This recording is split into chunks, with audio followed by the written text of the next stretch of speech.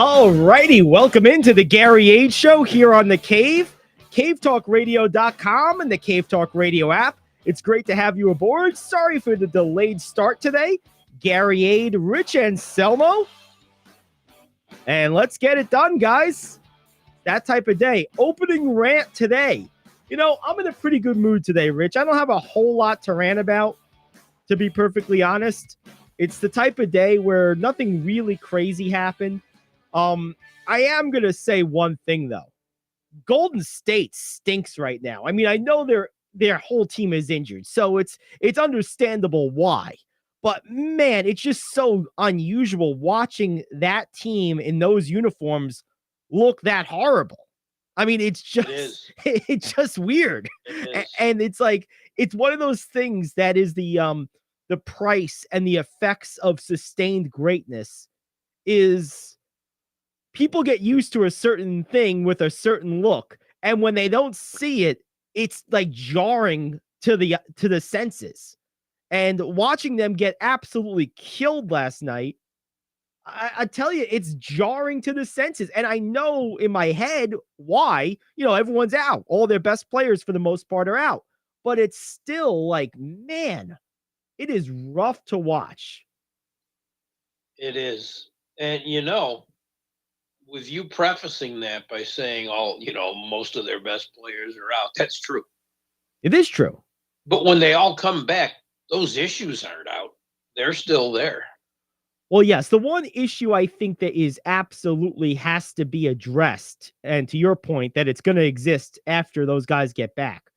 This team has been really awful defensively all year. I mean, by current NBA standards, we talked about this a little bit yesterday. By current NBA standards, holding a team to about 110 or 112 points a game is more or less doing your job. I mean, it's not great, but it's sound. And with the way they score, they would win 3/4 of their games that way. But, right. They're giving up 117 a night. And look, this is the thing. This is why I think this is fair. It's not like they lost to a team that has all its best players playing. They lost to a team that person for person, when both teams are healthy, the Warriors are better than. And then it was pretty much analogous last night still too, because the guys out for Phoenix are more or less analogous to the guys out for Golden State.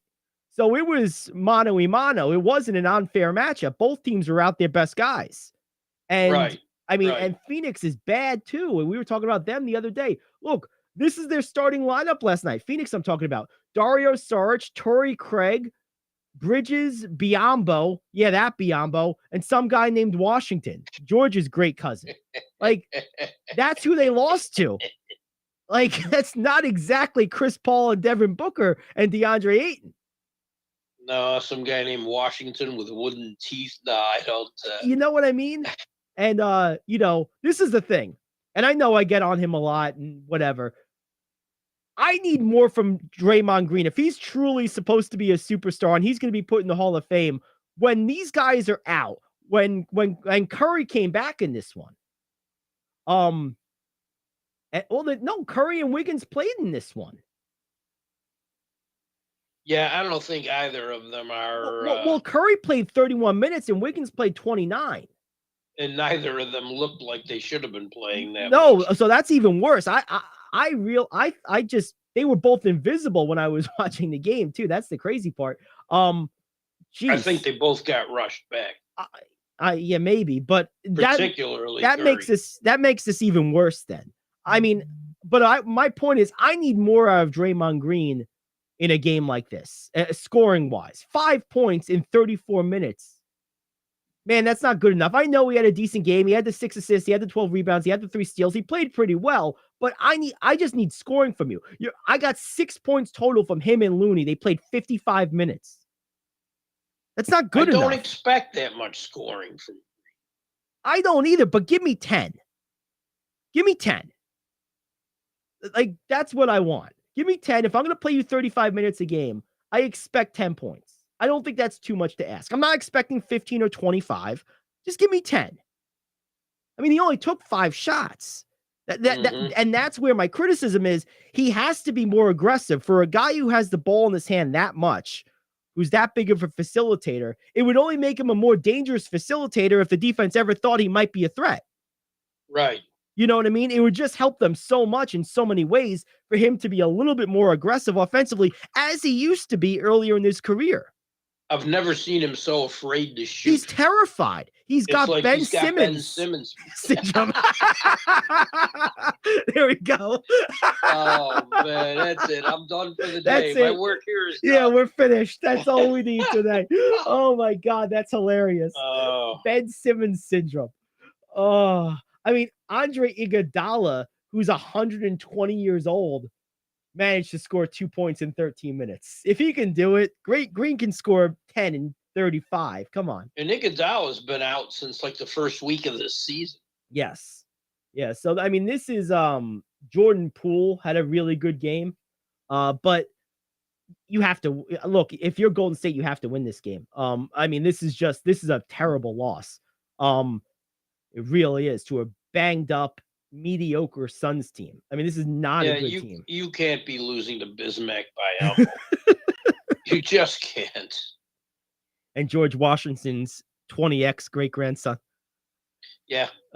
Man, by the way, that guy Washington scored 21 points, so he had actually a good game. So, like we were talking yesterday. What's with the double McNuggets? Hey, stop it, ESPN. Although I do like some McNuggets. We were not for breakfast. Nah, it's a little early, but still. We were talking about this yesterday with the Western Conference, Rich. Like, okay, who's the team and who do we really believe is going to be doing the stuff? I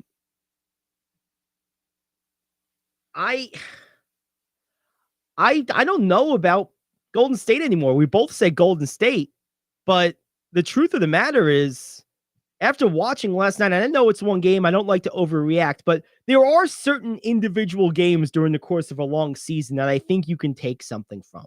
And when you lose to a traditional conference rival at home against their backups with your best guys, that's a bad loss. That tells me something. That's not just another game. I'm just not going to read too much into Curry and Wiggins' first games back.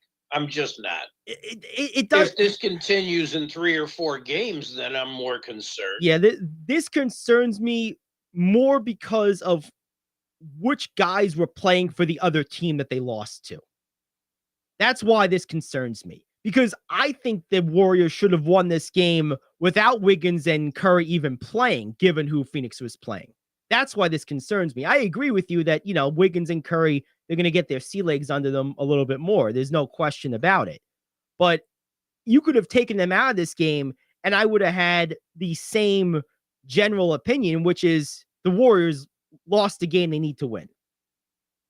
And that's really how I feel about that in this particular case. So, I don't disagree. I'm just not pushing that button yet. Understood. I might be pushing the help button, but not the panic button yet. Okay. Yeah, I mean, look, the West. Although I'm getting closer. The West is too jumbled for anyone really to panic. But I'm concerned with this team. I really am. They seem to be missing a lot of elements of their traditional success, starting with the defense. I mean, that again, that's why they lost this game. Look, they gave up 125 points to the Suns' backups. Yeah. Like, that's not good. Maybe this Washington guy should be a starter. I'm telling you, man. I'm telling you, absolutely. He showed out. I mean, I'll give him that. There we go. It's good stuff. Well, there you have it. All right, let's take our first break. We'll come back. We got the radio question of the day. We're going to do our NBA power rankings today as well. We got 8 games on the docket today. A lot of basketball heavy day today. We, of course, have the top 5 news you can use in hour 2. Back after this, just getting started. It's the Gary Ayd Show here on The Cave. Do you own a timeshare? Well, face the facts. You made a mistake. You made a bad purchase. A timeshare is not an investment. It's a money pit that continues forever. If you use your timeshare, that's great. But if you don't and you want to legally get out of your contract, call my friends right now at the Timeshare Exit Hotline. They're an experienced team of lawyers who help good people like you get out of a timeshare contract that they just don't want. Don't throw away your money on maintenance fees. Use it for things you really want. We can help you end your timeshare contract and stop the money drain immediately. If you're ready to move on with your timeshare, call our team right now. Cancel your timeshare now with a free call. 800-741-9557. 800-741-9557. 800-741-9557. That's 800-741-9557. If you're living with diabetes and using insulin, you know the pain of pricking your fingers over and over again. Ouch! Well, by wearing a small remote device called a continuous glucose monitor, or CGM, you can reduce the pain of pricking your fingers. If you administer insulin 3 or more times per day or use an insulin pump, call now and learn how a CGM can help you. Painless. No more pricking my finger. No finger pricks. Convenience. They delivered it free and they took care of all the paperwork. You can reduce pain right away. Plus, it's accurate, easy to use, and helps you spend more time in range. And if you have insurance, you can get a new CGM at little or no out-of-pocket cost. Call now and get free shipping of your new CGM. Plus, we'll bill your insurance for you. 800-826-5884. 800-826-5884. 800-826-5884. That's 800-826-5884. All righty, it's time for the radio question of the day. Researchers have found a way to help athletes avoid choking under pressure. I am KO, back in 1 minute with your sports question of the day. Duke the Pug will soon turn 20, which is pretty good for a dog breed that averages 11 years. When Duke was 13, he lost a lot of hair, had a hard time getting up for a walk, and his bowel movements were not very moving. We started making his food instead of buying it. We cook up a big batch of rice, chicken, broccoli, carrots, and turmeric, freeze meal-sized batches, and thaw them at mealtime. We also sprinkle Arthrodex on each meal. Arthrodex is a complete blend of plant-derived minerals, vitamins, amino acids, and enzymes formulated to make old dogs young again. Duke the Pug does have his problems, but he has all his hair, loves daily walks, and has no problems with his movements. Make your old dog young again. Pick up Arthrodex at nutrientstogo.com. And while you're at it, make yourself young again with a Healthy Body Start Pack. nutrientstogo.com. In sports, the phenomenon of choking occurs when an athlete experiences a drop in performance due to perceived pressure. David Shearer, professor of elite performance psychology at the University of South Wales, says that choking response can be controlled by breathing, specifically by employing a simple strategy called diaphragmatic breathing, which is similar to techniques used in yoga and meditation. Researchers have also shown breathing practices have the ability to reset heart rates and help athletes achieve new milestones in performance. Question for those with a breathwork practice. Are you using the Wim Hof method, Laird Hamilton's XPT, or are you relying on yoga? I rely on whiskey. Oh, I'm sorry. Wait, what? I just want to say the words Wim Hof method. Wim Hof. That's all I got. Oh man, no, I just breathe, yes, and I often do it to relax. Yeah, I don't know if I'm practicing any Wim Hof method, but I do think there's something to breath work. I do. I agree. But I don't know that it has any real impact on athletic performance, because I personally don't really believe that practicing breath work makes it non-voluntary at any point. I personally believe that those concentrated, conscientious breathing techniques as exhibited by yoga require conscientious, conscious decision making to do them. I don't think there's ever a point where the body makes that automatic. That's the part I disagree with the practitioners of those techniques on, is I don't think it ever becomes an automated, non-conscious response, no matter how long and how often you do that stuff. So for that reason, I don't think it's particularly helpful to athletics. I think the benefit of yoga to athletics is in the flexibility. It's not in the Zen component of it. I think that's a bunch of hogwash, personally. Phil Jackson would hate you. That's okay. I think it's really best served for relaxation. Yes. Relaxing the body. That's why so many people have a certain breathing routine they do before taking a free throw. Right. Yeah, and I mean, in that exact setting of an athletic competition, a free throw attempt, you actually have time, at least a couple of seconds, to conscientiously calm yourself. When you're Right. running back in transition to defend a layup, or you're running out in transition to fill a lane, I don't care how many times you do yoga, concentrated relaxation breathing, that's not going to be effective in that setting. You can't, it doesn't work that way. Right. Well, the more you have to think about that, the more it takes away from the thought process of what's going on around you. Right. And that's my point, is I don't believe, no matter how many times you do that type of breathing, I don't believe it ever does become truly automated muscle memory the way just breathing is. Like, I really don't think Yeah. it ever makes that full transition. So that's why I'm fairly skeptical of its athletic value in terms of the breathing component. I'm not at all skeptical of yoga's athletic value for flexibility and muscle Right. elasticity. That, to me, is no question. It's not questionable. The breathing component, I'm kind of leery of. I do believe the breathing component in day-to-day life has some use in terms of, like you said, relaxing, maybe putting you in a state of mind to start your day. I don't think it's useless, but I think it's useless in this scope of athletic competition, because I don't think it follows you to the court, because I think it requires concentration and thought to breathe that way, no matter how long and how often you've been doing that. I agree. For what we're doing, I mean, I calm myself every morning like that. Maybe I should start doing that. Although we'd miss out on all my rants if I ever did that. It might be bad See, for we can't- ratings. We can't have that. Oh, I can rant when I'm calm, but it's just I just don't get as vehement. Yeah, well, the vehementness, I think, is the selling point of my rants. I don't know. That's what I've been told. But speaking of rants, you pushed me over the edge during the break. I was trying to do my Zen calming stuff, Rich, and you reminded me of a disaster. So, as most of you know by now, Carlos Correa is not a New York Met.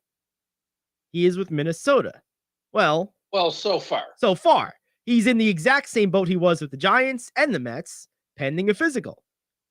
Although the Twins do say that they've known about this injury and have no issue with it. Okay, well, I feel like everyone did. It's from 2014. Right. I mean, the whole thing doesn't make any sense. And that's my beef here with the Mets, right? And actually my beef is with a lot of Met fans. I am shocked, and I've been this way since the whole news broke. Met fans were not happy with this signing on average. They were generally like, it's too much money, it's over the top, I'm concerned about his injuries, I don't like this signing, play the kids. This dude is one of the 15 best players, 10 best players in the major leagues, and this injury is from 8 years ago, before his whole career. So it clearly hasn't affected him all that much. And, like, it's not your money. There's no salary cap. And the owner, at the time that those complaints were levied, didn't show that he cared. Now, obviously, he ended up caring, because that's why this didn't get done. Or he deferred completely to his front office staff, who cared. I don't know if Cohen removed himself from the situation and just told the front office, okay, you make the decision, after initially seemingly spearheading the signing, or if Cohen himself got cold feet. I'm not sure. But it doesn't matter. My point is, I'm disappointed that whoever the impetus for this retraction was, I'm disappointed in it because this is an elite player. And now I think there's no question the Phillies are the better team. With what they've done, the Mets needed this guy or someone like him to be on their level or higher. Now I think the Mets are short of bat, and I'll go back to what I've been saying for 2 years. They need a power-hitting third baseman. Like, they literally now are maybe the second best team in their division. And with Devers off the market, there's really no one out there. There's no one out fills there. That bill. Right, that's it. So now I'm going into the season expecting very little other than a decent record, but I don't expect us to beat Philly anymore. So my whole outlook on this team has been radically downgraded by this. I think it was pretty clever the way the Twins did this. And I am shocked. I don't know if Boris went back to the Mets and said, this is what the Twins got. You matching this or beating this? I don't know. Yeah. No one's been able to find out of people that I've talked to and frantically texted last night at midnight West Coast time. The first 6 years are fully guaranteed. It's a 6-year deal for $200 million. Yep. If in year 6 he has over 502 plate appearances, he guarantees year 7. Years 8, 9, and 10 aren't guaranteed at that point, but the payouts are 20, 15, and 10 million. And that's a pittance on a deal like this. So they've likely got him for at least 7 years. The Mets were going to guarantee 6 years at just under 160 million. But the final year was only conditionally guaranteed. Correa is going to make $42.5 million more in the first 6 years with the Twins. And if Boris didn't give them a chance, like John Heyman said, then the Twins had a serious advantage in negotiations. And I wouldn't put it past him not to. Yeah, I don't know. I tend to think he probably did give the Mets a chance to match or beat it, because if there's one thing about Scott Boras I know is his overall agenda is always maximum dollar for maximum years for all his clients. So not giving the Mets a chance to match this seems antithetical to the one thing I know 100% about Scott Boras. I think he was pissed that they took that offer off the table. The one he wanted signed. He probably was, but I think his judgment of most money for most years probably overruled that. That's my opinion. But either way, let's take a break. We'll talk more about this on the other side. Back after this, it's The Cave. Do you own a timeshare? Well, face the facts. You made a mistake. You made a bad purchase. A timeshare is not an investment. It's a money pit that continues forever. If you use your timeshare, that's great. But if you don't, and you want to legally get out of your contract, call my friends right now at the Timeshare Exit Hotline. They're an experienced team of lawyers who help good people like you get out of a timeshare contract that they just don't want. Don't throw away your money on maintenance fees. Use it for things you really want. We can help you end your timeshare contract and stop the money drain immediately. If you're ready to move on with your timeshare, call our team right now. Cancel your timeshare now with a free call. 800-741-9557. 800-741-9557. 800-741-9557. That's 800-741-9557. If you're living with diabetes and using insulin, you know the pain of pricking your fingers over and over again. Ouch! Well, by wearing a small remote device called a continuous glucose monitor, or CGM, you can reduce the pain of pricking your fingers. If you administer insulin 3 or more times per day or use an insulin pump, call now and learn how a CGM can help you. Painless. No more pricking my finger. No finger pricks. Convenience. They delivered it free and they took care of all the paperwork. You can reduce pain right away. Plus, it's accurate, easy to use, and helps you spend more time in range. And if you have insurance, you can get a new CGM at little or no out-of-pocket cost. Call now and get free shipping of your new CGM. Plus, we'll bill your insurance for you. 800-826-5884. 800-826-5884. 800-826-5884. That's 800-826-5884. All right. So ultimately, without Correa, the Mets are appreciably and significantly worse than they were with him. That's really the bottom line in all this that I think has to be articulated by all and accepted by all Met fans. And many of us, I believe, are in denial about this. There were a ton of people. It was kind of the same thing. It reminded me a lot of how Yankee fans treated and continue to treat to this day Giancarlo Stanton, as if having him in the lineup somehow makes them worse. It doesn't. He's the only guy that can protect Judge. Now in the Mets lineup, what are we doing? How is it? There's a big hole there now. Look, their lineup is still good. I don't want to overstate the fact that it's not, but there's a big difference now because now, okay, you're going to go, let's say you go McNeil, Nimmo, Lindor, Alonso, 1 through 4. Who's protecting Pete?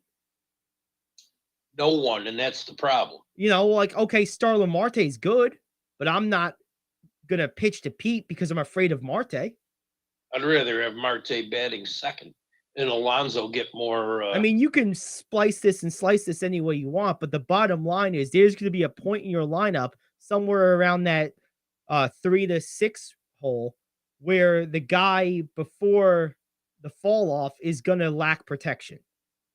And that point didn't exist when you had Carlos Correa there. No matter how you slice this, there was a lot of ways you can order the chips, but the bottom line is you had a full bag. Right now, you're missing a bunch. And not the Anthony Davis bag. Yes, right. Well, that's what they think it was going to be. That's why they didn't sign him, right? Because they thought he was going to break. But I look at this and I think, okay, what are you going to do? You're going to bring up Brett Beatty for the whole year? Okay, I'm all right with that. But, like, am I excited about Brett Beatty in place of Carlos Correa? No. Oh, he's a kid. Not when you're trying to win a series, you're not. Right. I mean, I don't care that he's a kid or he's homegrown or he has potential or I want to see what he can do. That's good when you're Oakland. That's okay when you're the Cubs. That's all right when you're Pittsburgh or Baltimore. When you are a team, like you just said, Rich, looking to win a championship, that's not the time to wonder what the kids can do. The hell with the kids. Right. Kids can be kids. They'll later. have their chance. Yes. I mean, and Carlos Correa is not an old man. What is this guy, 28 years old? Yeah. I mean, like, let's be real. It's not like he's all that old. So I'm more than almost as much as the loss of the signing itself. I'm really disappointed and very frustrated with the overall sentiment of Met fans that this is a good thing that they didn't sign him. No, it's not a good thing. This is horrible. Not at all. I have this feeling they weren't, and what we were talking about before the break, I have this feeling they weren't given the chance to match or come up with another offer, because if they would have, I think they'd have done it.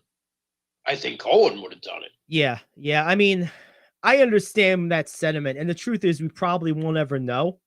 Right. It's hard for me to reconcile the 30-something years of Scott Boras ruthlessly getting the absolute best dollar amount and best year length for all his clients with the idea that he would let an anger outburst of "I'm mad at you" prevent him from making an extra even $2 million. Because Boras is like that. I mean, like, if I have an offer for $270 million and you have an offer for $272 million, he's going to push his client to take the 272, even though maybe the 270 is a radically better situation.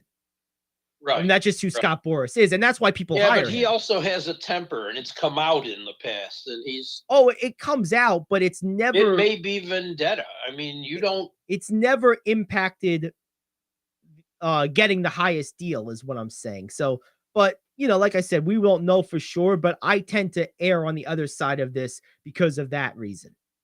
I tend to assume that the Mets did get a chance at this. What I think happened, this is my completed theory, and it's just a theory. We're all going to have them, and we will never know 100%.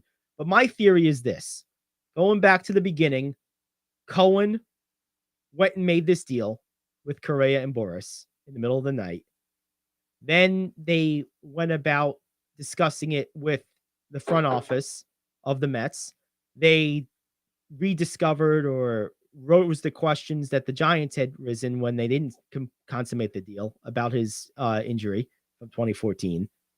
Cohen and the front office probably had a discussion. Cohen said, you know what? I don't want to overstep here. I hired you to run baseball. You do what you think is best. I'm removing myself from the situation. Cohen was never directly involved again, at least heavily. And the front office of the Mets never liked the deal to begin with, so didn't seriously consider it, tried to make it a deal that wasn't sensible, and Boris moved in another direction. And then the Mets were never going to entertain matching or surpassing this offer, because the person running the show, not Cohen, the front office, the general managers, were not interested in it to begin with, and they were the ones who were like, no. That's what I think happened. Okay. And yeah, and it's all speculation. Oh, like I said, it is speculation, but that's what we do on this show. I'm not interested in fact. I'm interested in interesting. And I am somewhat interested in fact, but Yeah. I guess they Facts are could boring. not agree on certain language in the contract. Yeah, well, And I know that he wanted that first 6 years completely guaranteed right. without any caveat, and the Mets would not do that. The Mets wouldn't do it. And clearly, like you said, the known facts here is there were disagreements in language, there were disagreements in terms. Where the intrigue exists is what caused that and who was involved. And that's where my personal theory comes in. I do not believe this was Steve Cohen's call. I believe Steve Cohen exhibited prudence and discipline, removing himself from the situation. Because I personally believe if Cohen was personally driving this ship and did like a full-on George Steinbrenner, he would have just bull rushed this through. My only question is why? Why would he not be involved now when he was involved at the beginning? What made him back off? This is what I think. I think Cohen is a fan, first and foremost. Right. Heard about this from a guy in Boris that he has a long-standing professional working relationship with. The fan in him was activated. He got giddy. Was like, "Ooh, yes, let's get him." Then his more prudent side reemerged after the excitement cleared. Realized he pretty much like overstepped his general manager. And I think Cohen is generally someone who trusts the people he hires and lets them do their job. And his more prudent side took over and said, sorry, you go ahead and handle this going forward. I apologize. And basically let that process play out the rest of the way. That's what I think happened. That very well could be. Because Steve Cohen is a fan. And I get, yes. But I get letting the people you hire do the job. So many owners usurp that, and it's terrible. No, I totally agree. And I'm happy if my theory is correct. I'm happy from a long-term health of the franchise perspective that he did that. But I'm not happy with the decision of the front office. Now I question if that, let's just assume for a second that this theory is true. Now I don't like this general manager nearly as much. Right. You know what I mean? Because like, if you have a mandate from your ownership, spend what's necessary to win, what do you care if you overspent? If the owner doesn't care and it's their money and they'll just write another check to correct the mistake if it becomes a mistake, why are you going to be overly prudent at that point? I just don't see the logic in that. If there's no salary cap, the owner says do what's necessary, and if it doesn't work out, we'll fix it. Then hell, go get him. What does it matter at that point? But if you're dealing with a GM who's more of a baseball lifer and not used to this, he may think, geez, one mistake and I'm out the door. Yeah, I mean, And I don't think Cohen's that way. was it Billy Epler? I can't forget his name. Billy Epler's the GM. Yeah, I keep forgetting his name. And so, I might think that might have something to do with it. I don't know. Well, see, I would think if I was Epler, I would think, geez, Cohen really wanted this guy. If I don't get him now, he might let me do that. But is that going to put me on thin ice? I think you could make the same argument the other way around just as easily. Right. Oh yeah, absolutely. So again, why not go get him? I just agree. I can't understand it. And this all, even whether it's the Giants, the Mets, or we'll see what happens now with the Twins. The bottom line is this injury is from 2014, before he was even in the major league. So everything he's done that you're ostensibly paying him for has been done with this injury having been in the rearview mirror. And now it's a problem. He just played a full season and played great. Right. I just don't understand. Might they feel like it could act up down the road? Okay. Guarantee the 6 damn years and work this out. Right. Period. Yeah, I agree. It's very, very frustrating. It really really at the very is. least, I think you'll get 6 years out of him. Oh, yeah. Like I said, he's 28 years old. Would be one thing if he was 32 or 33. I understood the DeGrom hesitancy much more. That was right. I was fine with that. I would rather Verlander at 40 for 2 years than DeGrom at 34 for 5. They're roughly the same quality pitcher. How many of those 5? What you're going to get in those 5? And that's why exactly. But this I don't understand.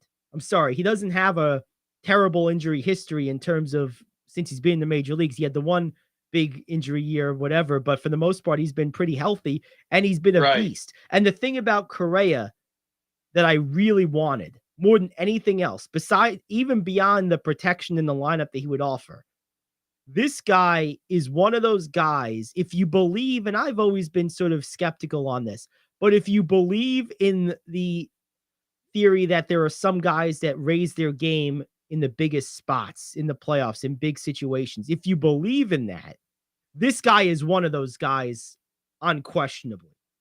I mean, this guy was an absolute lightning strike for Houston in the years he played for them in terms of big hits in big spots in big games. And the more of that you have on your team, the better you're going to be in the playoffs. I mean, I think this is a monumental, huge loss for the Mets, an avoidable one. I do too. And I'm very, very disappointed. And I absolutely believe they could have fixed it. Oh, there's no question they could have. There's no doubt in my mind. I'm very, very upset about this. So, we'll see. And the problem is, had the Phillies not gone out and done everything they've done this offseason, I might say, okay, everything I just said would have still been the case. But then I'd take a bigger picture look and say, okay, well, you know what? I still think we're going to be, right there with anyone in the division, because I do think that division is where the World Series is going to run through. I do believe that. But now with what the Phillies have done, I don't feel that we're on their level anymore. With those guys that they got just a couple days ago, those relief pitchers, it absolutely made it critical to me to consummate this deal for the Mets to stay on their level. I think the Phillies are now better than them. I believe they're a good 10, 15% better than the Mets now. And, with Correa, I didn't necessarily think that was the case. Now I do. I still have to see it out of their pitching. Philly, you mean? Yeah. Yeah, no, I understand. But I don't think the Mets are dead in the water at all, but I think this hurts a little. Yeah, I think it hurts quite a bit. No, I don't think they're dead in the water. I don't want to overstate this. I still think the Mets are going to be a very, very good team. An excellent team. But I think that with Correa, to me, they were the favorites to win the whole thing. Without him, they're a contender to win the whole thing. I think they dropped down that tier without him. That's what I think.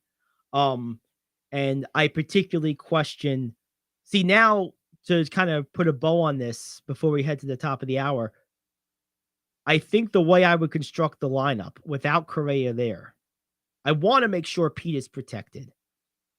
I think I'm putting, this is going to sound very unconventional, but I want to put someone behind Pete who doesn't strike out a lot, who's not just up there to draw walks and work counts, who a pitcher would have to basically pitch to and worry about.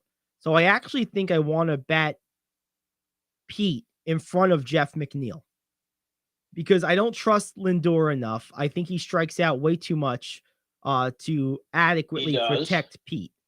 I think the guy I want behind Pete is McNeil.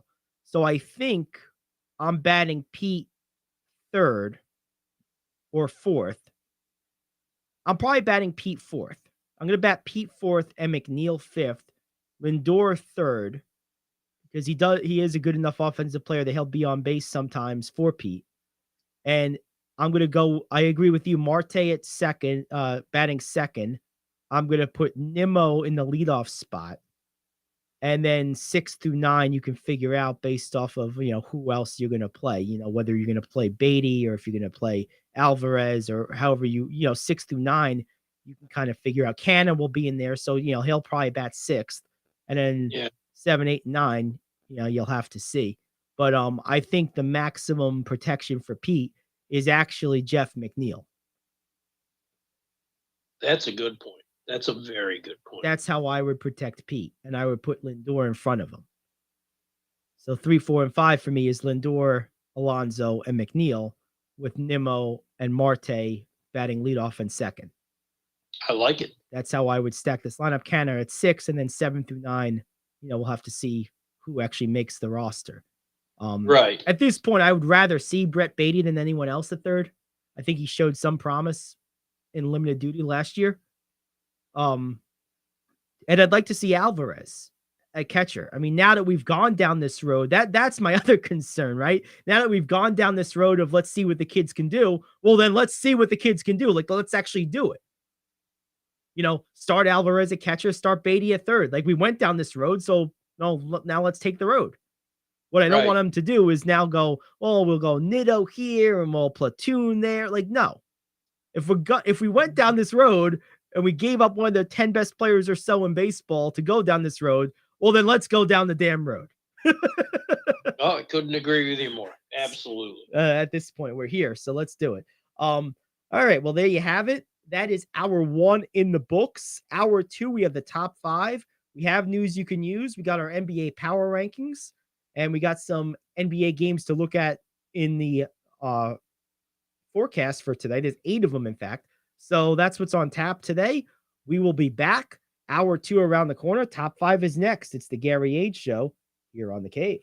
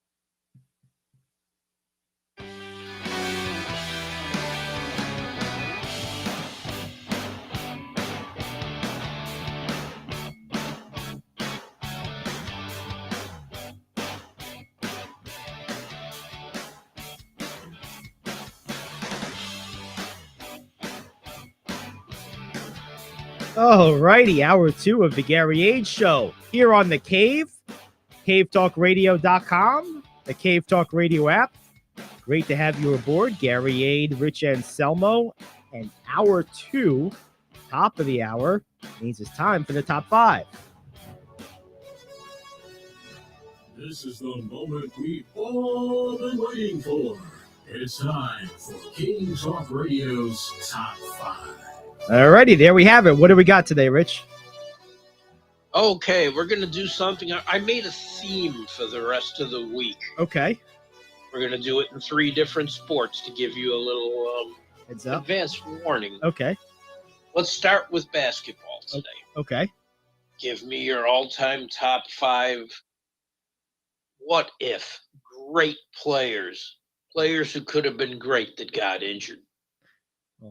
Bill Walton and Grant Hill are the first 2 that come to immediate mind, because in both cases, we got enough of what they were to know what we missed.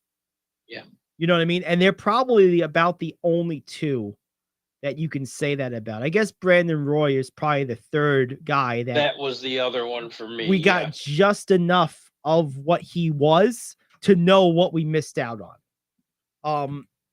Guys like Sam Bowie, Greg Oden come to mind, and they're maybe better examples of pure what ifs, because we really don't know what they were going to do. Right. We never really got to see it.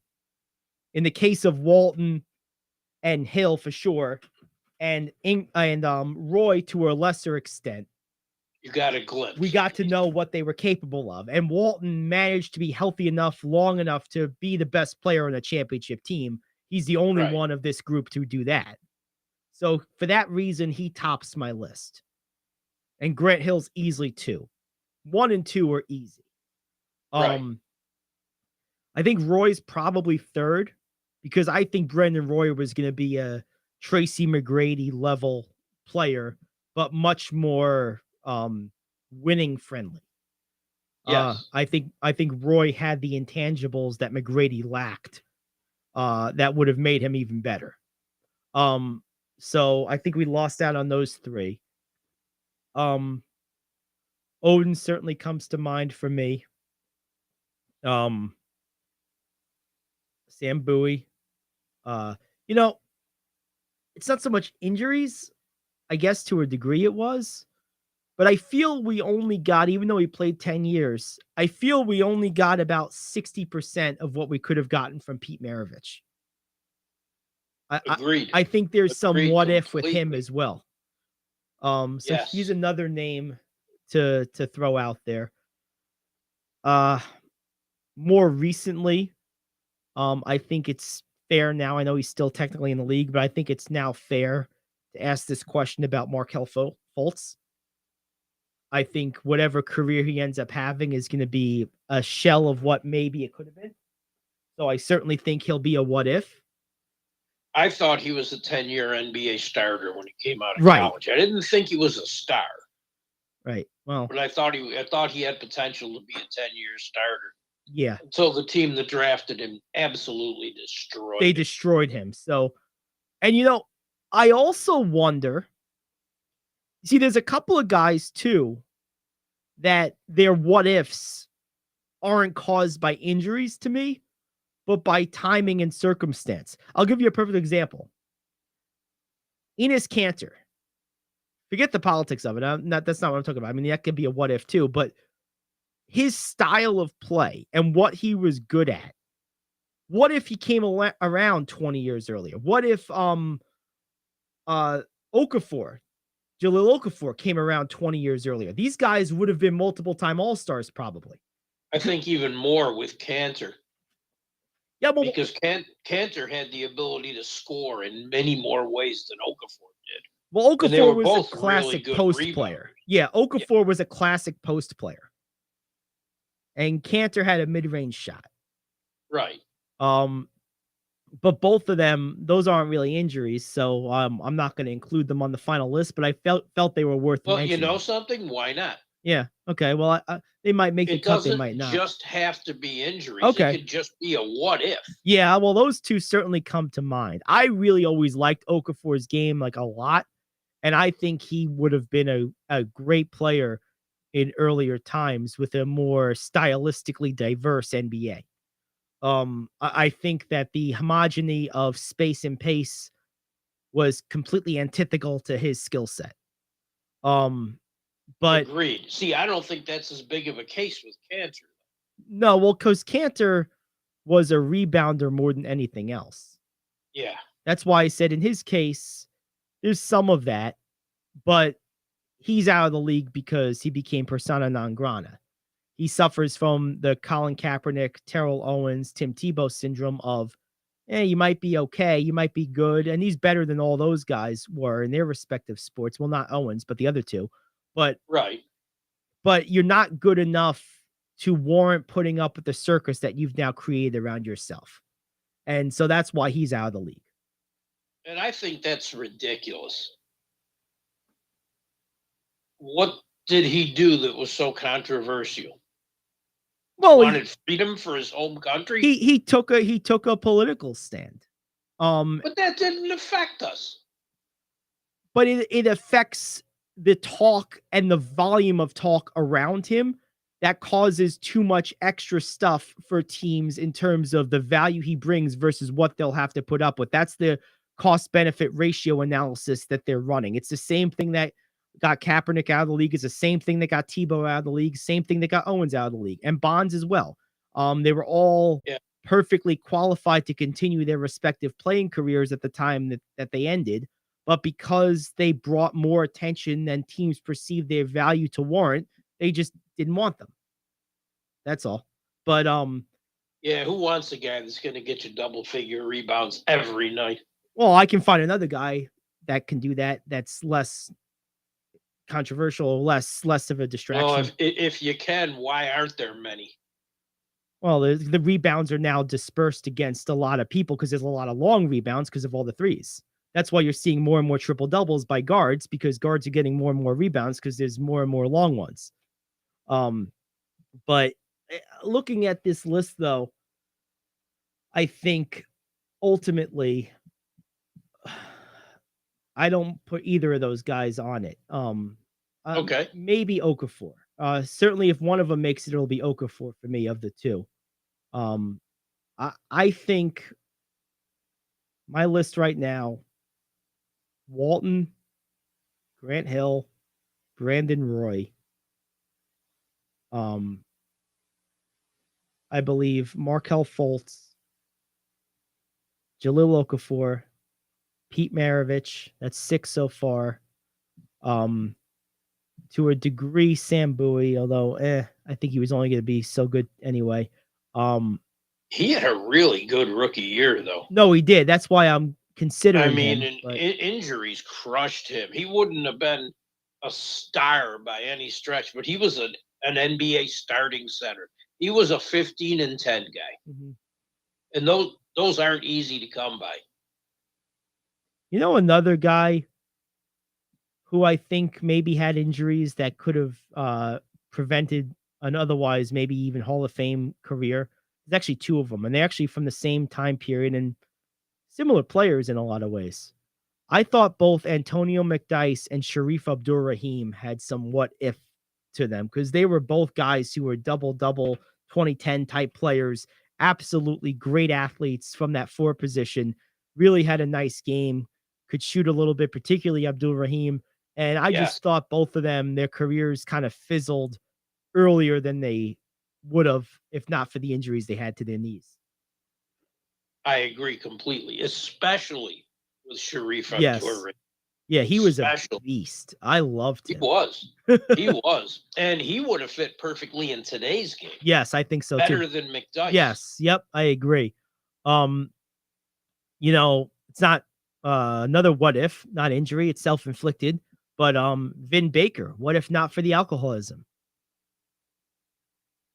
He had a long career. Yep. And it could have been a more productive one. Yeah. He's definitely someone to consider. Yeah, Vin Baker definitely comes to mind. Could Sean Kemp have extended his career and his prime more if he didn't? Had he not eaten the city of Seattle? Yeah, exactly. Probably. Who was I just thinking of? and it was injury. Ron Harper was one of the 10 best players in the NBA. Yeah, that's a good one. Before his injury. Yep, that's a really good one.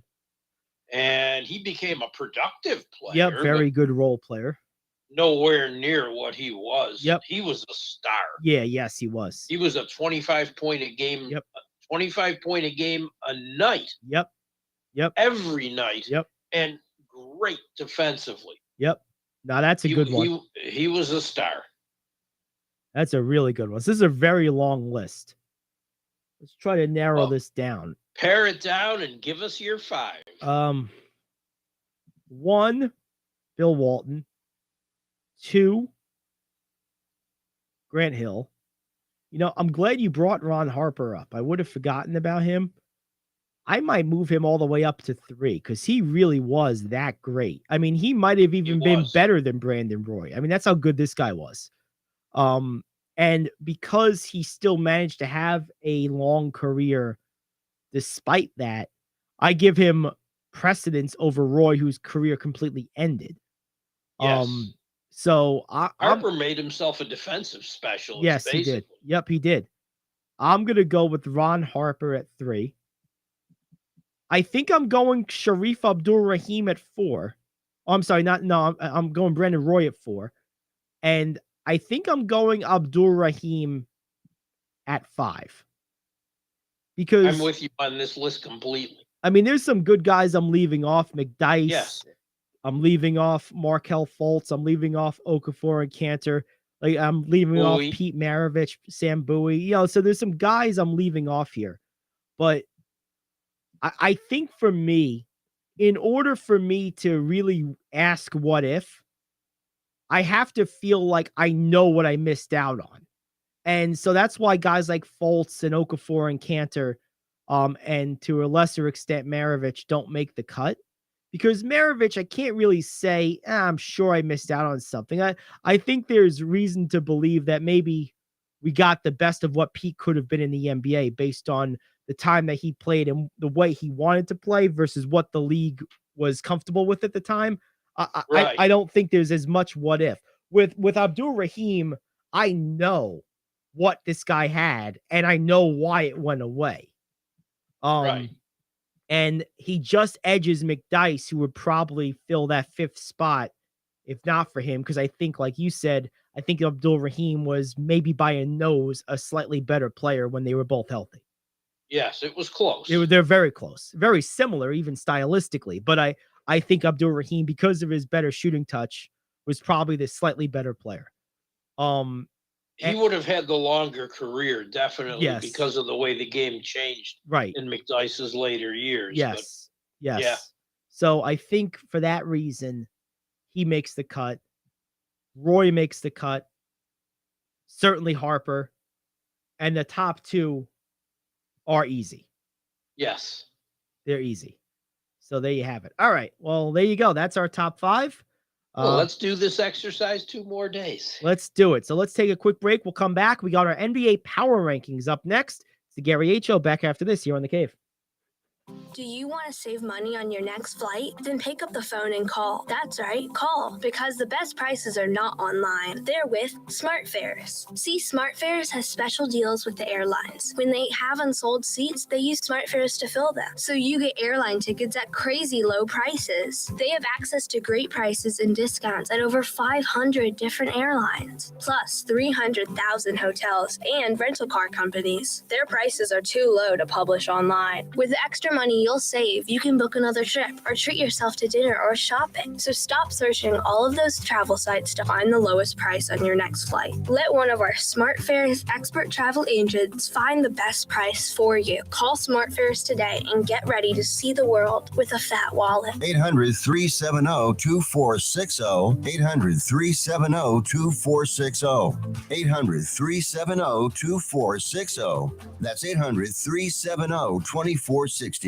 Come on, you watch the news. Be prepared to pay more taxes. Then if you owe back taxes or haven't filed in a few years, get ready. The IRS, the largest collection agency in the world, will be coming after you. with the power to collect taxes by any means they want to. Hey, they can freeze your bank account, your passport, even padlock your business. Oh, good times. Look, if the IRS claims you owe them $5,000 or more in back taxes and they're coming after you, don't panic. Call my friends at Get a Tax Lawyer first. Their job is to negotiate with the IRS and save you money. They're experts at it. That's all they do, and you can trust them. In some cases, they have reduced a $50,000 tax bill to less than $1,000. If you owe the IRS $5,000 or more in back taxes, call now for a free consultation. Call 800-649-8617. 800-649-8617. 800-649-8617. That's 800-649-8617.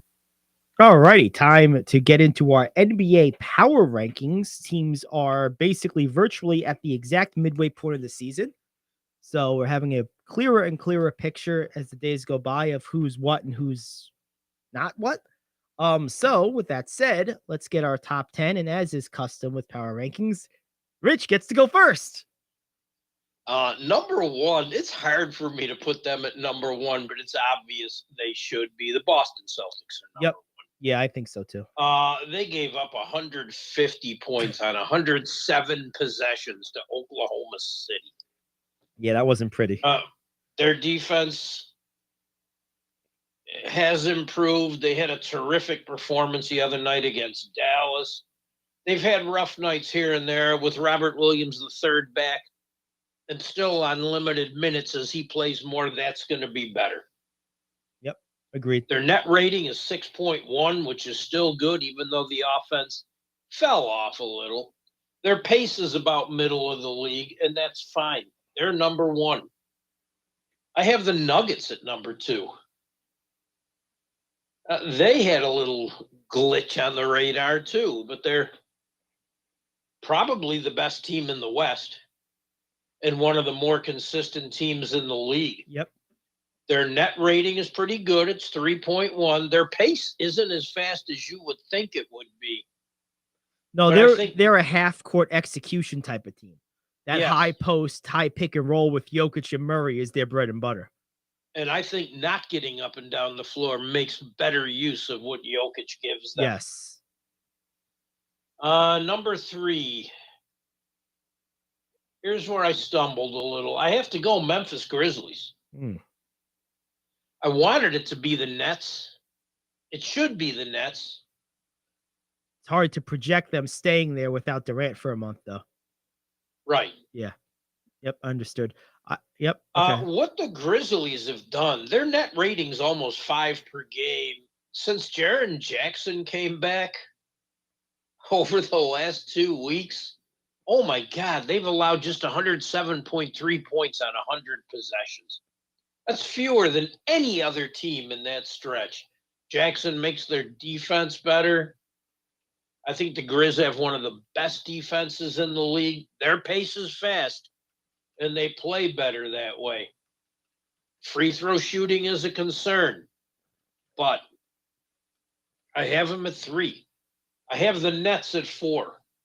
Their net rating is 4.2, which is excellent. Their pace is off the charts.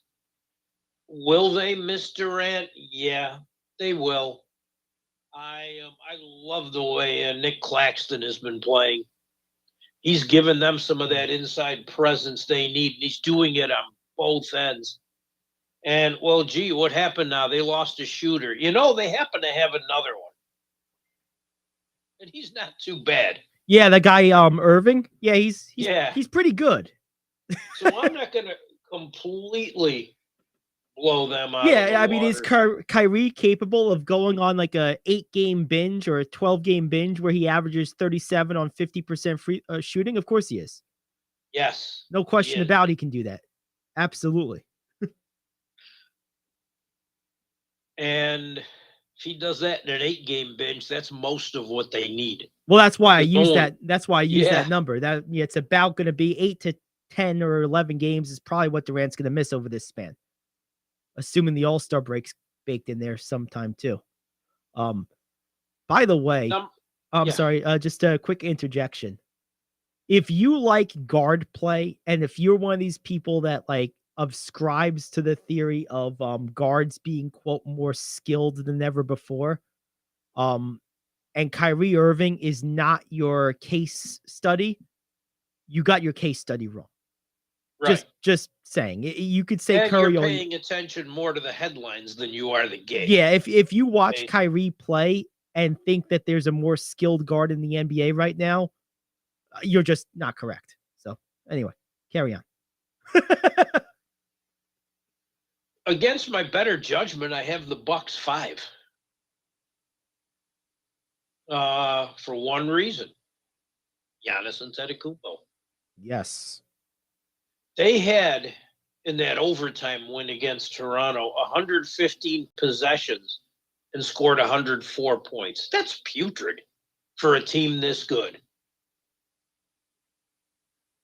Yeah, Giannis is so efficient and effective. He's a monster.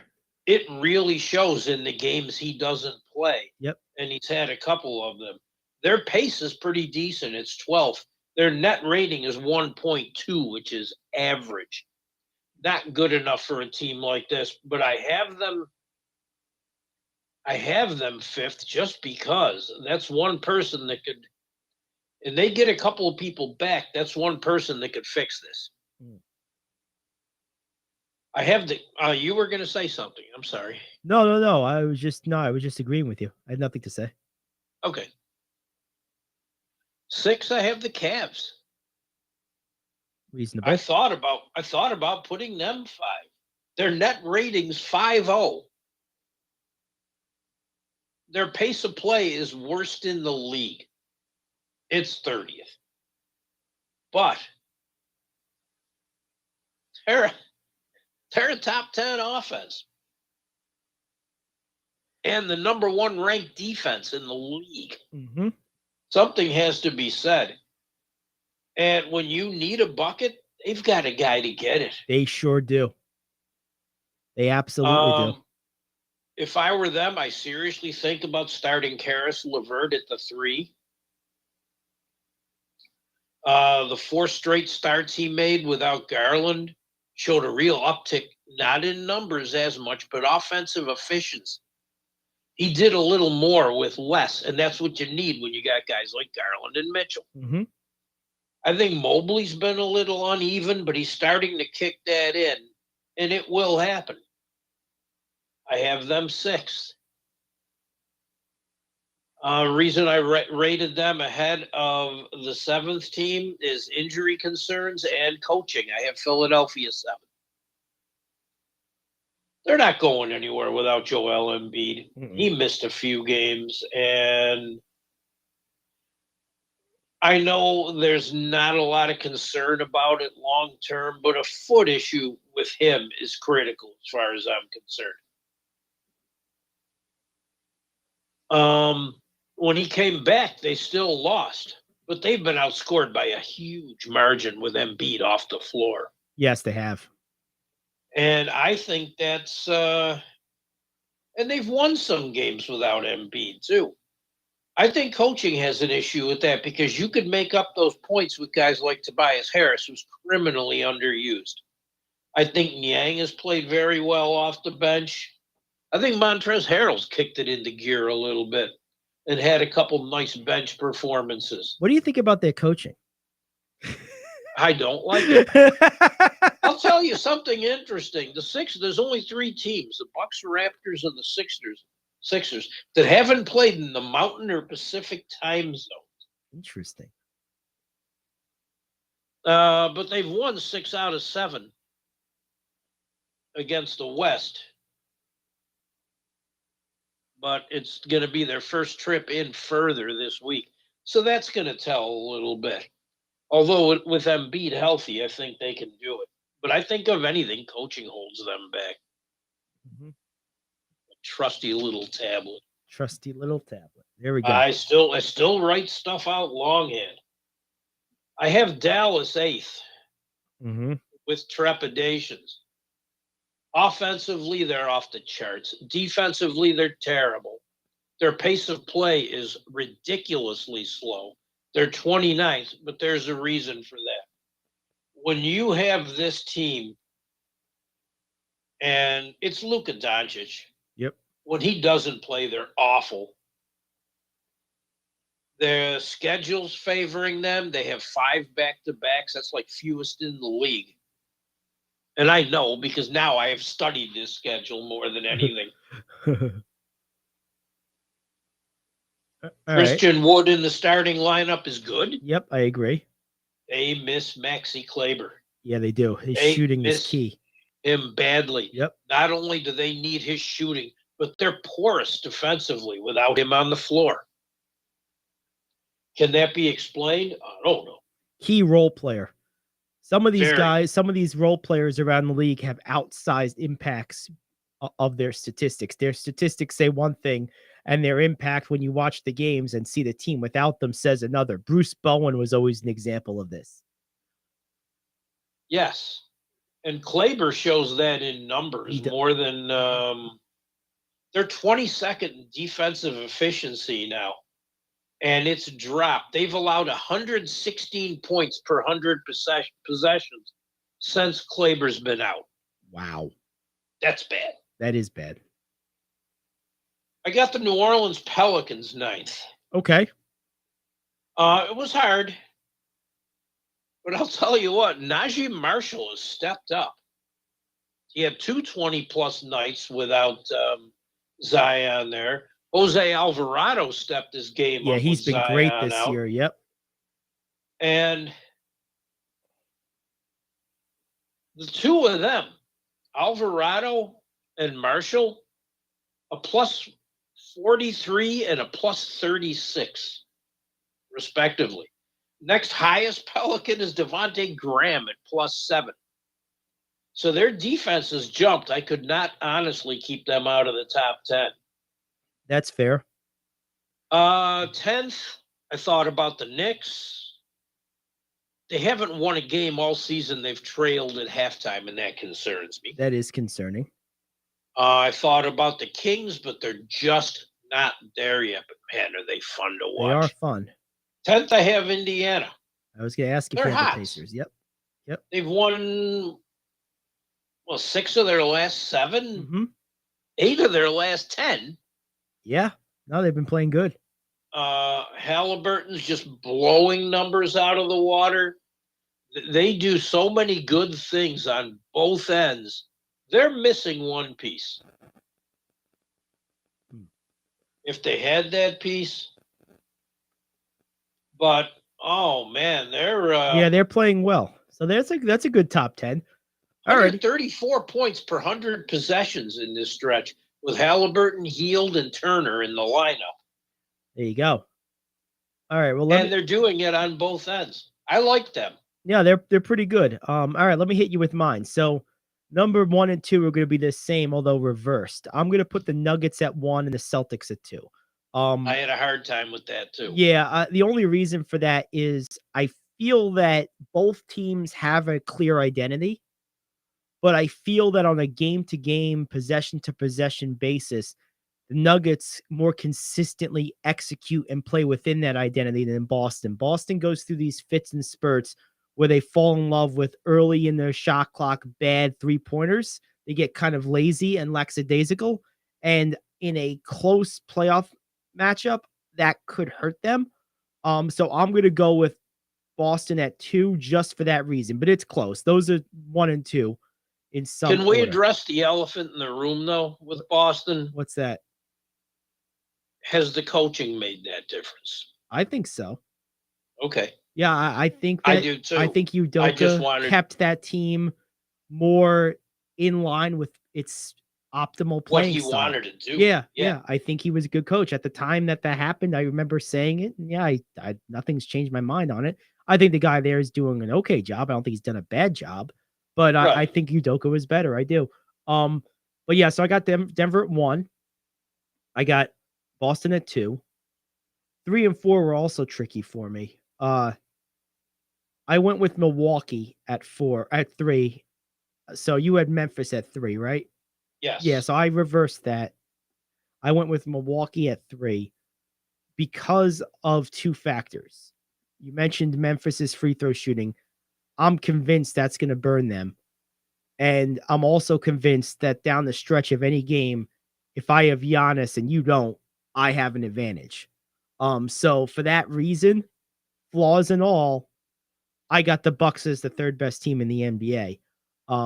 That moves the Grizzlies to 4. Fifth, Yeah, what the Grizzlies are doing defensively. they're great. They're awesome.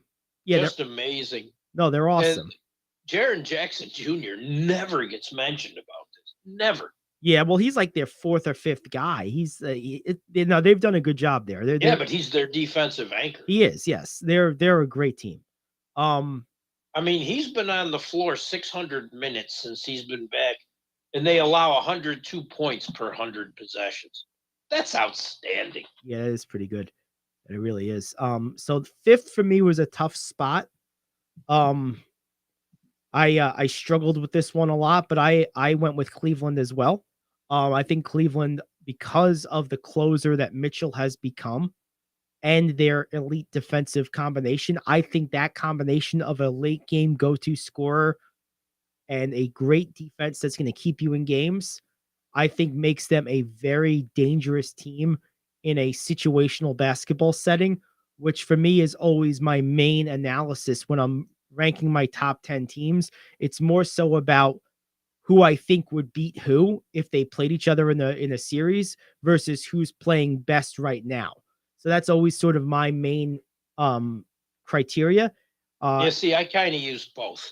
Yeah, I mean, I use both a little bit, but I don't use the who's playing now all that much. It's 80-20 for me, maybe even 85-15. Yeah, see, I'm more who's playing well now because I mean, and a lot of times is so fluid. A lot of times they overlap, but the thing is, ultimately, I think, at least in the NBA, these abilities to win matchups in a playoff setting ultimately determine, who goes where. So I keep that kind of front and center. So I got the Cavs 5. 6 was also really tough. You had teams like Philadelphia. You had teams like New York, Brooklyn. See, I'm going to go Brooklyn here at 6. And this is one where maybe how they've been playing recently was weighted more heavier than otherwise because of the Durant injury. Right. They're obviously going to take a step back while he's out. But what I saw from them when he was healthy and what they've done since they got an actual coach on their team has been nothing short of amazing. If there's anything that run has solidified beyond a shadow of a doubt, it's my 2-year-long criticism of Steve Nash not being a real coach. All that changed is they got a real coach and boom, they're one of the 5 best teams in the NBA. It's like nothing else changed. So that definitely, so I'm going to put them at 6. 7. I'm going to go with Dallas. I think that Luka gives them a chance to win any game that they're in. And yes, I think that his penchant for heroics and monster performances on big stages plays to their favor and will cover up a lot of issues. I do think if and when they get Kleber back, like you mentioned in your breakdown, I think that'll make a big difference defensively and in terms of spacing. I am concerned about their pace, but I'm not overly concerned because when I have an elite half-court player like Doncic or Jokic, I don't want to play fast necessarily. Right. And neither does Cleveland. Right. Neither does Denver or Philly. So pace of play is not necessarily a bad thing if it's slower, depending how your roster is constructed. And those teams you just mentioned are all perfect examples of that. Which, speaking of which, that brings me to Philly at 8. I have them at 8. I just don't like the way they utilize their second and third options. After you get past Embiid and Harden, the way they use the rest of their talent is just confounding to me. It just doesn't make sense. Why Tobias Harris is treated basically as a glorified role player. It defies logic. It makes no sense. He should easily be averaging 19, 20 points a game. Right. And was he averaging 14? He's done it through most of his career. Yeah, he's capable of it. Until he met up with Doc Rivers. Yeah. Again. That's what happens when you meet the doctor, right? They give you medicine that makes you sicker. That's how it goes, right? Yep. So, I don't like the way they should be better, but they're not because of their own doing. So I have them at 8. 9 and 10 was tricky. I'm gonna go with the Knicks at 9 here. I really like the way they're playing. I feel that this is a team that consistently now plays in its lane. I think they've found their comfort zone on both ends, and I think they go out and execute it. I think there's a clear pecking order of who is what and what everyone's role is. I think Randall and Brunson play beautifully together. I think they're only going to get better when Barrett comes back in the next week or two. And I think this team is really, really good. I like what I see from them. They have a definite ceiling, but they also have a much risen and much more stabilized floor. So I like the even plane that this team plays on both ends of the ball. So I'm going with the Knicks at 9. And that leaves the Sacramento Kings at 10 for me, leaving out Indiana. I got I got the Kings at 10. Their offense is just spectacular to me. I have all the same questions you do about their defense, about their ability to sustain it. I understand why you left them off, but I think both them and Indiana are both easily questionable about their ability to sustain their won-loss ratio. I just think the thing that's not questionable across those two teams is Sacramento's offense is explosive. So that's the one thing I don't have any questions about. And for that reason, that one known, I'm going to give them the nod by a nose over Indiana for my last spot. So excellent. Yep. So there you have it. There is our respective top 10s. Good stuff. Good stuff. Works for me. All righty. Well, let's take a break. We'll come back. We'll take a look at today's games. We'll do some NHL and news you can use to wrap it up. Last 15 minutes of the show coming up next. The Gary Ayd Show here on The Cave. Are you like me? You have health insurance, but you don't have dental insurance.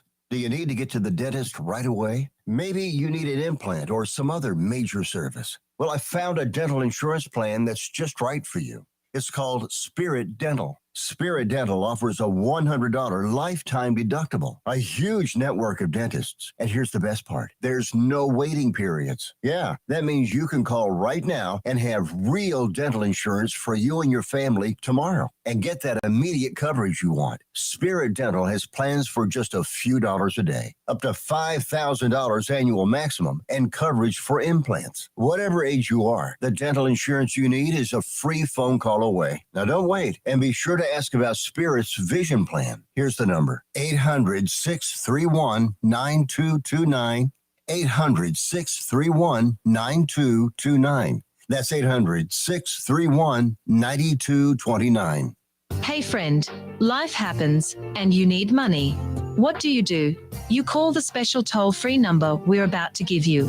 We will send you a link to your phone with details on how you can loan up to $5,000. Couldn't you use $5,000 to pay for your rent, pay grocery bills, get your car repaired, or whatever you need? It's up to you. We don't care. We're just here to lend you the money.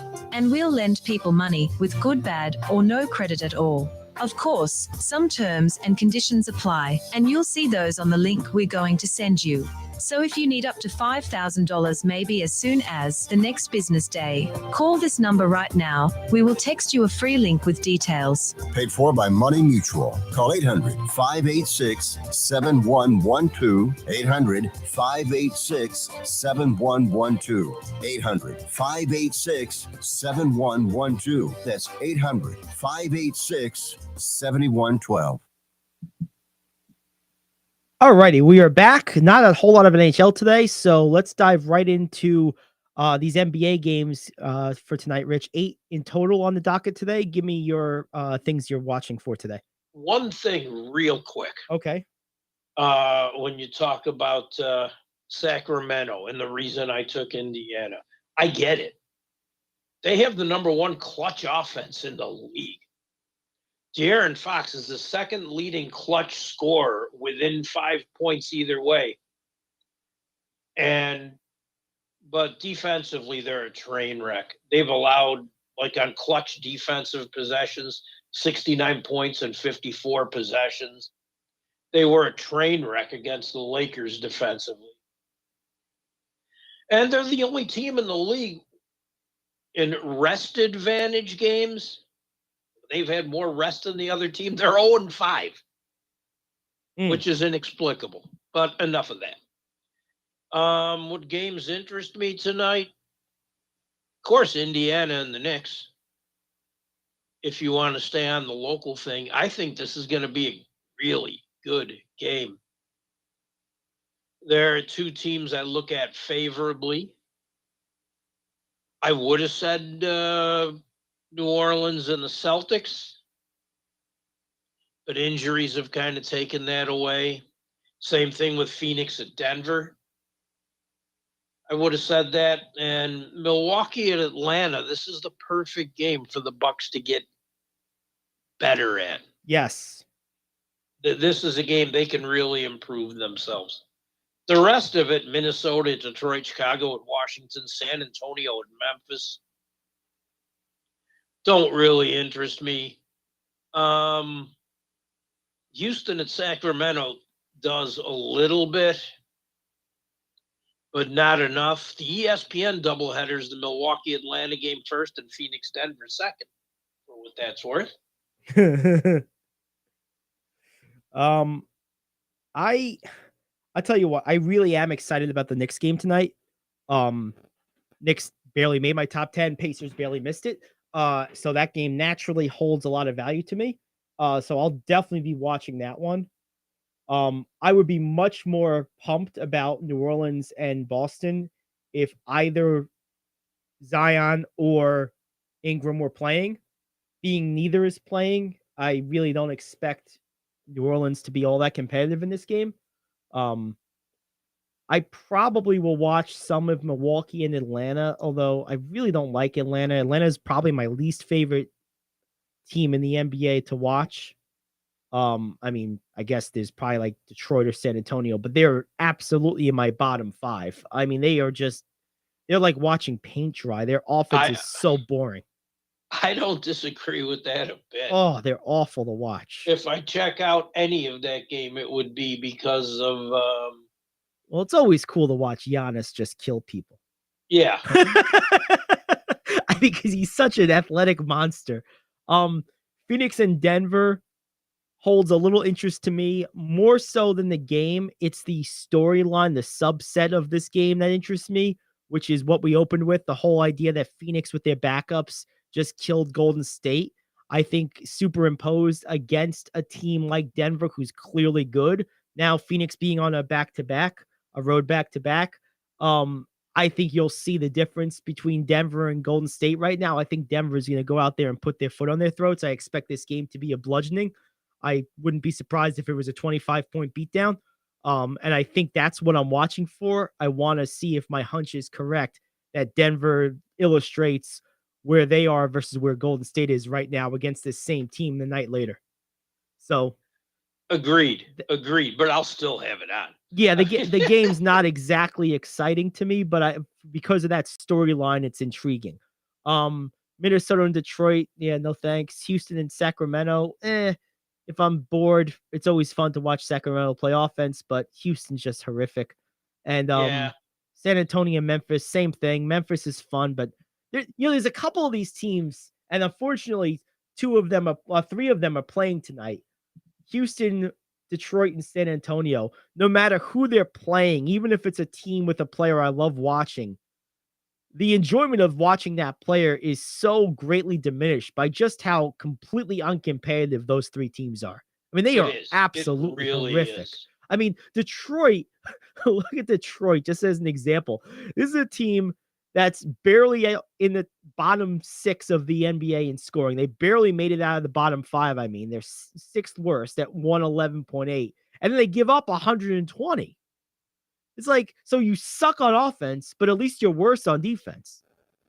Right. And then you can make the same argument for all these teams. Houston's even worse. Detroit's the same way. Houston, they're Well, Detroit's the all first one I use. Yeah, Houston's worse than that. And San Antonio's just as bad. bad. San Antonio's legendarily bad. Oh, their defense is horrible. Oh, man. You know, if only they had a 5-point shot, maybe it would help. Well, Popovich wouldn't use it anyway. Well, he's the one campaigning for it. He said that a couple days ago. Let's just put in the 5 or 4-point shot. Why? Yeah, he wasn't campaigning for it. Well, I know it's tongue in cheek. He was being a bitter old man. Yeah, I know. But he does that so good. He is the ultimate bitter old man. He was born for this role. He was born to be a grouch. Oh, yeah. He's the natural at it, an absolute natural. All right, well, there you have it. That's what's on tap tonight. So in summary, Knicks and Nets to me is by far the most intriguing game of the night, followed probably by Milwaukee and Atlanta, and by Phoenix and Denver. Chicago and Washington. Chicago's been playing pretty good recently. If Beal was playing in this game, this would probably be my second most interesting game. But being he's not, I'm not that interested. Really, otherwise, it's pretty much wake me up when it's over. Yeah, it's not really a great night of games. Really, the only game that I'm really interested in tonight is Indiana, New York, which works out because that's local. So there we have it. All right, what do we got? A few minutes left. Let's do some news you can use. Okay, I do have a couple games last night. There's nothing tonight in the NHL regarding locals. Okay. But the Rangers came back last night. They rallied twice against the Wild to force a shootout. Philip Hedl tied the game at 3. Artemi Panarin, the bread man, got the shootout winner for the Rangers. They're 4-1 in 2023. Well, guess who's undefeated in 2023? The Seattle Kraken. Hey, won their sixth in a row. 5 straight on the road. Everybody said, oh, they'll level off with this 7-game road trip. If they lose the last 2, they're fine. Played great last night. Matty Beniers, who should be Rookie of the Year, a goal and an assist. His goal streak is at 5 games, which is a team record. Of course, records can be broken every week with a young team. And the Kraken cracked the Sabres 4-3. The Islanders took a 2-1 shootout, lost to the Stars. Kind of dull. But that's it. Okay, for news you can use, Joe Burrow and Blake Griffin are among 20 athletes buying a 104-acre Iowa farm. I saw this. Some other names in there, too. Kemba Walker, Chris Middleton, Zach Ertz, Kevin Gausman. I mean, there's some names in here. The goal of this investment group is to end up purchasing 5 farms in the coming years. And they want to lease it to farmers and come away with a small return on the investment. But basically, they want to give farmers a fighting chance. And I think that's good. That's a great cause. I wonder, does it say what type of farms they're mostly investing in? Like what type of crops the farms they're purchasing are they dairy farms? Is it wheat farms? Or are they trying to grow more weed? Like what are we growing? They haven't mentioned, but apparently watermelon farms in Oregon are a target because they're smaller, but you get a really good price on them and the crop is pretty consistent. Well, I do love watermelon, so I'm all about that. I just think they want to make it, one, better for the farmers and just, a better situation for everyone, considering how everything is just totally off the rails. I like that. Here's something that might interest you. Smush Parker's looking to come back into the NBA. Why? As a ref. Oh, as a ref. He's looking to become the 4th former NBA player in league history to become a referee. Do you know the first 3? I don't. Bernie Fryer. Okay. Who was a Blazer way back in the earlier days. Leon Wood. I knew Leon Leon Wood. Very long career. Yeah. And Haywood Workman. Didn't know him. I knew Wood. I couldn't think of his name because he's like either a current or recently retired ref Wood, right? Yes. Yeah, like that's the one I did know. Yeah, he doesn't say how he's going to do this, but it's his goal. Okay. And hey, why not? Go for it, Smush. Nothing wrong with having a goal. As long as you're a better ref than you were a player, I'm okay with it. And Leon Wood was a perfect example of that. Yes, it's not a high bar you set, thankfully. So even if you're a below average ref, that makes you a far better ref than you were a player. Right. Stephanie McMahon stepped down as the co-CEO of the WWE. Mm-hmm. She said no issues, nothing wrong. Said with her father coming back, even if it's just for a little while. She thinks everything's in great hands and she wants to go back to the way it started, as her just being a fan. And there's nothing wrong with that.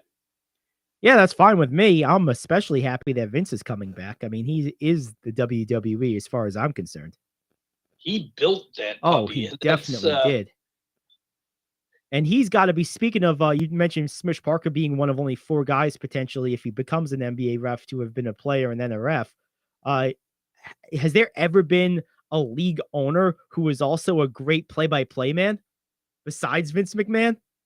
Oh, no. You know what I mean? Like, that's what I love about Vince. If you watch wrestling in like the 90s, him and JR and Gorilla Monsoon were your 3 play-by-play guys, and Vince was the owner of the company. And he was the broadcaster. Like, that would totally be me, right? Like, I would totally follow in Vince's footsteps. If I own a team or own a league, yeah, I'm the broadcaster too. How about that? That's awesome. I love that about McMahon. What a great way to be involved and still have fun. Absolutely. And he was good at it too. Okay, I know we're up against time. I got 2 more stories, but I'm going All to right. press them into one. According to Ian Rappaport, it's not looking good for Lamar Jackson to play Sunday night in Cincinnati. He's facing an uphill battle due to that sprained PCL. And the Ravens did do something yesterday. They made Roquan Smith the highest paid inside linebacker in football with a 5-year, $100 million deal. Well, you knew when they traded for him earlier in the season, you knew without a shadow of a doubt it was with the intention to lock him up to a contract like this, like a long-term deal. This is totally a guy that fits every stereotype, every benchmark, every checklist item of this franchise's personal identity, way of doing business, where they like to be strong positionally. I mean, this just was like a match made in heaven from the second they made this trade. So this doesn't surprise me, not even a tiny bit. It shouldn't surprise anybody. And one more thing real quick, and a really nice note. Magic forward Jonathan Isaac is going to play in the G League for the first game, his first game since 2020. Yeah. And I'm glad to see him. No, that's awesome. I'm happy about that too. And regarding Lamar Jackson, I'm really curious to see how this prolonged absence impacts contract negotiations coming up in the offseason, because, I mean, there's 2 factors to this. They've clearly not been competitive with him gone, but they also probably are going to point to this as the principal concern they had even prior to the injury of committing to him long-term because of his style of play and physical stature. The concern for a long-term injury is probably one of their reasons they didn't just get the deal done to begin with. So this could go both ways. Both sides are going to have a fairly heavy and strong argument as to why the other side should do what they're asking them to do. So this is going to I think this could get very messy in the offseason. I really do. I do as well. Yep. So there we go. Well, good stuff today. Nice show. We'll be back tomorrow as usual. We will have, of course, lots of NBA stuff to talk about. We'll have maybe a little bit more in the way of NHL tomorrow and a lot of other stuff as well. For Rich Anselmo, I'm Gary Ayd saying so long. We'll see you tomorrow on the Gary Ayd Show here on The Cave.